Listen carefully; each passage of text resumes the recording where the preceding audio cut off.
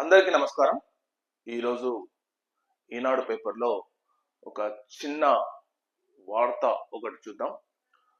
వక్ఫ్ బిల్లుపై సుప్రీంకోర్టులో కాంగ్రెస్ ఎంఐఎం పిటిషన్లని ఒక చిన్న వార్త అయితే వేయడం జరిగింది.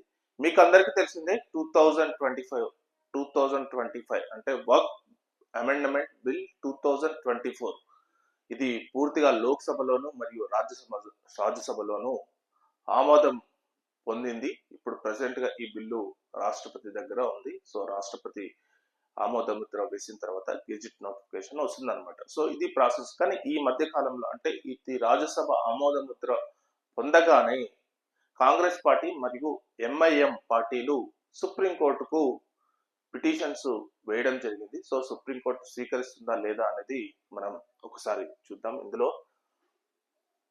వక్ఫ్ సవరణ బిల్లు 2025 ను కాంగ్రెస్ ఎంఐఎం పార్టీలు సుప్రీంకోర్టులో సవాలు చేశాయి. కాంగ్రెస్ ఎంపీ మహమ్మద్ జావేద్, బీహార్ ఎంఐఎం అధినేత హైదరాబాద్ ఎంపీ అసదుద్దీన్ ఓవైసీ వేర్వేరుగా పిటిషన్లు దాఖలు చేశారు. ఈ బిల్లు నిబంధనలు ముస్లిం సమాజ ప్రాథమిక హక్కులను ఉల్లంఘించేలా ఉన్నాయని అసదుద్దీన్ పేర్కొన్నారు. సో ఇది అన్నమాట. మేజర్ గా అతను చెప్తున్నది ఏంటంటే ముస్లింల యొక్క ప్రాథమిక హక్కులు కోల్పోతున్నారని చెప్పి సుప్రీంకోర్టులో పిటిషన్ వేయడం జరిగింది. సో ఈ పిటిషన్ ను సుప్రీంకోర్టు స్వీకరిస్తుందా లేదా అనేది మనం తర్వాత చూడొచ్చు. యాక్చువల్లీ ఇది వక్ఫ్ బిల్ అనేది 2025 అంటే 24-25 కి సంబంధించిన బిల్ అనేది అసలు ఎందుకు ముస్లింలు దీన్ని వ్యతిరేకిస్తున్నారు అంటే అందరు ముస్లింస్ వ్యతిరేకిస్తున్నారు అంటే కొందరు ముస్లింస్ వ్యతిరేకిస్తున్నారు. పార్టీల పరంగా ఎంఐఎం కానీ కాంగ్రెస్ పార్టీ కానీ కొన్ని పార్టీలు పూర్తిగా వ్యతిరేకిస్తున్నాయి. కానీ కొన్ని ముస్లింస్ మాత్రం చాలా సంబరాలు చేసుకుంటున్నారు. సో అసలు యాక్చువల్లీ ఎందుకు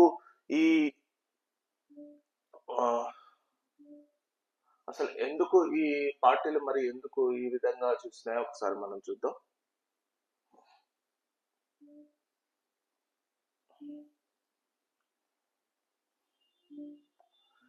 ది వక్ఫ్ 2024 అమెండ్మెంట్ బిల్ ఇది ప్రెసెంట్ గా లోక్సభ ప్లస్ రాజ్యసభ ఈ రెండింటిలో ఆమోదం పొందింది అనమాట. ప్రెసెంట్ గా వక్ఫ్ 2024 యాక్చువల్లీ ఈ వక్ఫ్ అనే పేరును మార్చడం జరిగింది. దీన్ని ఉమ్మేద్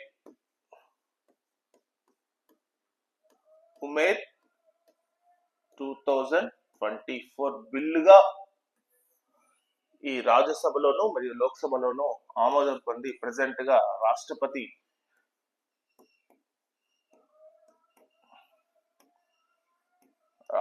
దగ్గర ఈ బిల్ అనేది ప్రెసెంట్ గా ఉంది. అంటే ఇప్పుడు రాష్ట్రపతి ఆమోద ముద్ర పొందితే ఇది గెజిట్ నోటిఫికేషన్ వస్తుంది అనమాట. సో దాని తర్వాత స్టేట్స్ కు అంటే దాని విధి విధానాలు అనేది పూర్తిగా చేయడం జరుగుతుంది. సో ఇప్పుడు ప్రెసెంట్ గా ఈ వక్ఫ్ బిల్ ను అసలు ఏమేం చేంజెస్ చేశారు, అసలు ప్రెసెంట్ గా బీజేపీ గవర్నమెంట్ ఏం చేంజెస్ మేజర్ చేంజెస్ ఏం చేసింది అనేది మనం ఒకసారి చూసినట్టయితే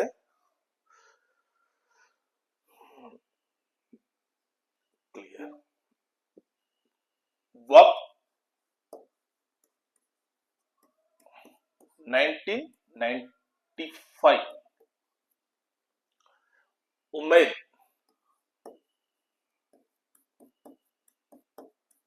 2024 కొన్ని డిఫరెన్స్ చూద్దాం. సో అన్నంటే మనకు టైం ఉండదు కాబట్టి కొన్ని డిఫరెన్స్ చూద్దాం. యాక్చువల్ ఏం చేసిందంటే వక్ఫ్ బిల్ అనేది 1995 లో కొన్ని సవరణలు చేశారు అనమాట. ముఖ్యంగా అప్పుడున్న గవర్నమెంట్ వక్ఫ్ బిల్ కు అంటే ఇది ఎప్పటి నుంచి వస్తుంది అంటే 1956 నుంచి వస్తుంది. వక్ఫ్ బిల్ అనేది 1956 లో స్టార్ట్ అయిన తర్వాత 1964 లో ఒకసారి సవరణ చేసిన తర్వాత 1964 తర్వాత 1995 లో చేశారు. 1995 లో తర్వాత 2013 అంటే 4 సార్లు దీన్ని సవరించడం జరిగింది. ప్రతిసారి ముస్లింలకు చాలా హెల్ప్ అయింది అనమాట. ఇది సవరణ అనేది వాళ్ళకి అనుకూలంగా మారింది. కానీ ఇప్పుడున్న బిల్లు మాత్రం అంటే 95 కి చేంజెస్ చేశారు. అంటే 95 వర్క్ బిల్ పూర్తిగా కొన్ని చేంజెస్ చేయడం జరిగింది. సో ఇప్పుడున్న బిల్లులో వాళ్ళు వ్యతిరేకిస్తున్నారు, కొందరేమో అంటే సంబరాలు చేసుకుంటున్నారు. ఫస్ట్ ఏంటంటే ఇది వర్క్ బిల్ అనేది 1995 పూర్తిగా ఉమ్మేద్ 2024 బిల్ గా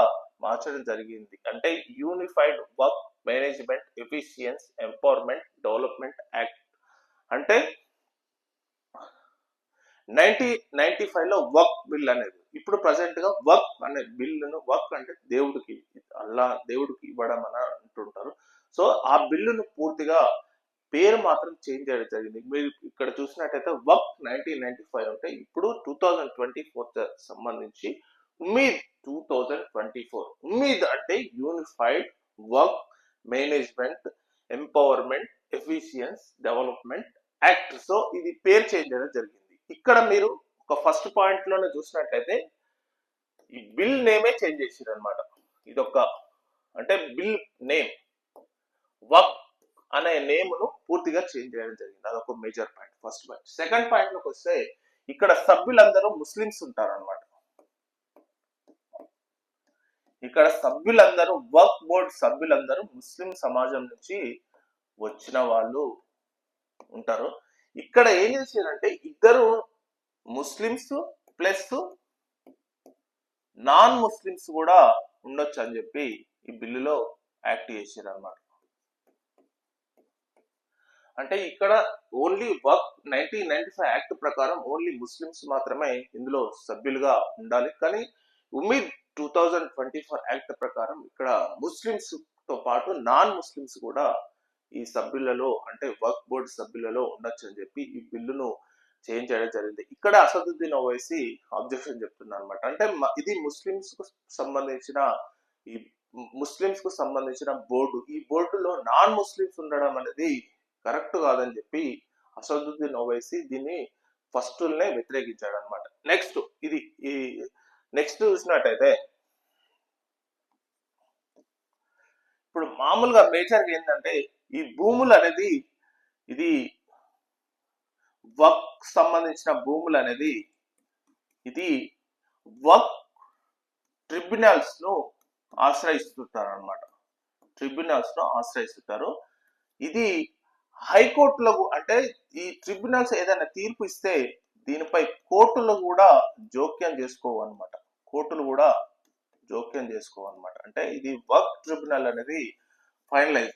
ఇక్కడ ఉమ్మీద్ బిల్లును మనం చూసినట్టయితే ఇక్కడ మనము ఏదైనా లిటిగేషన్ ల్యాండ్ ఉన్నట్లయితే కోర్టుకు వెళ్ళొచ్చు. ఇక్కడ మీరు చూడొచ్చు, కోర్టుకు వెళ్ళవచ్చు. ఇక్కడనేమో వర్క్ ట్రిబ్యునల్ అంటే వర్క్ ట్రిబ్యునల్ కి సంబంధించిన తీర్పు అనేది పూర్తిగా ఫైనల్ అయితే దానిపై కోర్టులకు కూడా వెళ్ళేటందుకు అవకాశం లేదు. కానీ ఇక్కడ ఉమ్మీద్ 2024 బిల్లుల ప్రకారం మనం కోర్టుకు వెళ్ళవచ్చు. అంటే ఏదైనా లిటిగేషన్స్ ఉంటే కోర్టుకు వెళ్ళొచ్చు అని చెప్పి ఈ బిల్లులో ఉంచడం జరిగింది. నెక్స్ట్ ఇంకోటి చూసినట్టయితే ఇక్కడ surveyor commissioner is the ultimate power ఉంటది అనమాట. అల్టిమేట్ పవర్ అంటే ఏదైనా వర్క్ భూములకు సంబంధించి సర్వేయర్ కమిషనర్ అనేది పూర్తిగా అతను సర్వే చేసిన తర్వాత రిపోర్ట్ ఇవ్వడమే అది ఈ 1995 వర్క్ బిల్లో ఉన్నట్లయితే ఇక్కడ ప్రెసెంట్ గా ఉమ్మీద్ బిల్లో ఏమైపోతుందంటే కలెక్టర్స్ కు పూర్తిగా అధికారం ఇవ్వడం జరిగింది. అంటే కలెక్టర్స్ అంటే ఇప్పుడు ఇదివరేమో ఇక్కడనేమో సర్వేయర్ కమిషనర్ ఉంటే ఇక్కడనేమో పూర్తిగా కలెక్టర్స్ ను ఇన్వాల్వ్ చేశారు. అంటే పూర్తిగా గవర్నమెంట్ అనేది పవర్ఫుల్ రోల్ గా ఈ ఉమ్మీద్ 2024 బిల్లో చేర్చడం జరిగింది అనమాట. అంటే ఈ కలెక్టర్స్ కు పూర్తి అధికారం ఇచ్చారు. ఏదైనా వర్క్ భూములు లిటిగేషన్ ఉన్నట్లయితే దానిపై కలెక్టర్ అక్కడికి వెళ్ళి సర్వే చేపించుకొని కలెక్టర్ ఇచ్చిన రిపోర్టే ఫైనల్ అవుతుంది. ఇక్కడ ఇంకా మధ్యలో ఎవరు ఇచ్చిన రిపోర్ట్ అనేది ఫైనల్ కాదు. అంటే కలెక్టర్ ఇచ్చిన రిపోర్ట్ అనేది పూర్తిగా ఫైనల్ అవుతుంది. ఇదే మహమ్మద్ అసదుద్దీన్ ఓవైసీ వ్యతిరేకించడం జరిగింది అనమాట. ఎందుకు వ్యతిరేకించడం అంటే అతను చెప్పింది ఏంటంటే లోక్సభలో కూడా మెన్షన్ చేశాడు. ఏమని మెన్షన్ చేశాడంటే భారతదేశంలో చాలా రాష్ట్రాలు బీజేపీ పాలిత ప్రాంత రాష్ట్రాలు మాత్రమే ఉన్నాయి. అందులో కలెక్టర్స్ అనేది బీజేపీ గవర్నమెంట్ కు అనుకూలంగా ఉంటారు. కాబట్టి ఈ బిల్ అనేది కలెక్టర్స్ కు ఇవ్వడం వల్ల కలెక్టర్స్ కు ఫుల్ పవర్ ఇవ్వడం వల్ల మాకు అన్యాయం జరుగుతుందని చెప్పి అసదుద్దీన్ ఓవైసీ మెన్షన్ చేయడం జరిగింది అనమాట. సో ఈ బిల్లుకు ఇది ఇక్కడ కలెక్టర్స్ కు పూర్తి అధికారం ఇస్తే ఇక్కడ డిప్యూటీ సర్వే కమిషనర్స్ కు అధికారం ఇవ్వడం జరిగింది అనమాట. అంటే ఇది చేంజెస్ అనేది ఇలా ఆ బిల్లులో అంటే 1995 యాక్ట్ కు మరియు 2024 యాక్ట్ కు కొన్ని చేంజెస్ అయితే చేయడం జరిగింది. సో ఇందులో ఇంకొకటి మేజర్ ఉంటే, ఎవరైనా ముస్లిం సమాజం నుంచి అంటే ముస్లిమ్స్ నుంచి వాళ్లకు కొడుకులు లేనట్టయితే, అమ్మాయిలు కానీ అబ్బాయిలు లేరు, వాళ్ళకు సంబంధించిన భూములు కానీ వాళ్ళకు సంబంధించిన ఏమైనా ల్యాండ్స్ ఉంటే ఇమీడియట్ గా వర్క్ భూమికి సంక్రమిస్తాయి అనేది, అంటే షరియా చట్టం ఒకటి ఉంది అనమాట వాళ్ళకు ముస్లిం సమాజానికి సంబంధించి. అంటే ముస్లిమ్స్ లో ఎవరైనా అబ్బాయిలు లేకపోతే వాళ్ళకి సంబంధించిన భూములన్నీ వర్క్ కు చెందాయి. కానీ ఇక్కడ ఇది చేంజ్ చేయడం జరిగింది అనమాట. ఏమైందంటే ఇన్హెరిటెన్స్ యాక్ట్ అనేది ఇక్కడ ముస్లిమ్స్ ఉమెన్స్ కు ప్రాతినిధ్యం ఇచ్చారు అనమాట.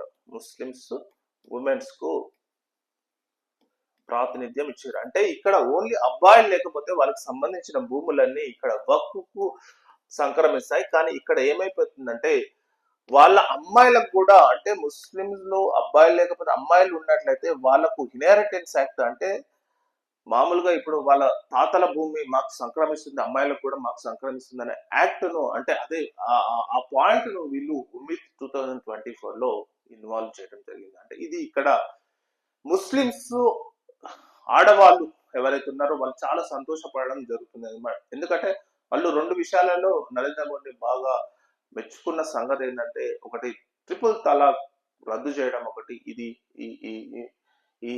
ఈ బిల్లు కూడా, అంటే వాళ్లకు ఏదైతే ఆస్తిలో భాగం అనేది ముస్లింల మహిళలకు ప్రాతినిధ్యం కల్పించడం అనేది ఈ ఉమిత్ 2024 బిల్ యొక్క ముఖ్య ఉద్దేశం అని చెప్పి బీజేపీ గవర్నమెంట్ చెప్తుంది అనమాట. సో ఇలాంటి చేంజెస్ చేసి దాన్ని పూర్తిగా రాజ్యసభలోను మరియు లోక్సభలోను ఆమోదం పొంది ఇప్పుడు ప్రెసెంట్ గా రాష్ట్రపతి దగ్గర బిల్ అనేది ఉండడం జరిగింది. సో ఇది త్వరలోనే అమల్లోకి వస్తుంది. కానీ దీనిపై కొన్ని పార్టీలు, అంటే పర్టికులర్ కాంగ్రెస్ పార్టీ కానీ కొన్ని పార్టీలు చాలా వ్యతిరేకించాయి. సో అది ఒక పార్ట్ అయితే ప్రెసెంట్ గా వీళ్ళు కోర్టు కూడా సుప్రీం కోర్టుకు వెళ్ళడం జరిగింది. ఎందుకంటే సుప్రీం కోర్టు ఒక్కొక్కసారి ఇన్వాల్వ్ అవుతుంది. ఎట్లా ఇన్వాల్వ్ అవుతుందంటే, ఏ మనిషి యొక్క రాజ్యాంగం ప్రకారం అతని ప్రాథమిక హక్కులకు, గుర్తుపెట్టుకోండి, రాజ్యాంగం ప్రకారం ప్రాథమిక హక్కులు, కానీ ఇక్కడ ఇది చట్ట ప్రకారం రాజ్యాంగ ప్రకారం అనేది వర్క్ అనేది ఉందా లేదా అనేది వాళ్ళు రాజ్యాంగంలో రాసాలు ఎంతవరకు ఉందా అనేది చూడాలి. రాజ్యాంగ ప్రకారం ఏ మనిషి యొక్క, ఏ సమాజం యొక్క, ఏ మతం యొక్క ప్రాథమిక హక్కులు కానీ ప్రాథమిక విధులు కానీ వాళ్ళకు ఆటంకం భంగం కలుగుతుందో సుప్రీంకోర్టు అనేది చాలా ఇన్వాల్వ్ అవుతుంది. కానీ ఈ ప్రెసెంట్ గా దీంట్లో మాత్రం సుప్రీంకోర్టు ఇన్వాల్వ్మెంట్ అనేది ఉండకపోవచ్చు. ఎందుకంటే ఇది పూర్తిగా రాజ్యసభలో మరియు లోక్సభలో బిల్లు రూపంగా వచ్చింది కాబట్టి సుప్రీంకోర్టు జోక్యం చేసుకోకపోవచ్చు అనమాట. సో ఇది బిల్లు త్వరలోనే అమల్లోకి రావడం తథ్యం అనమాట. సో ఇది వర్క్ బిల్ యొక్క 2024 యొక్క సమాచారం. Thank you very much.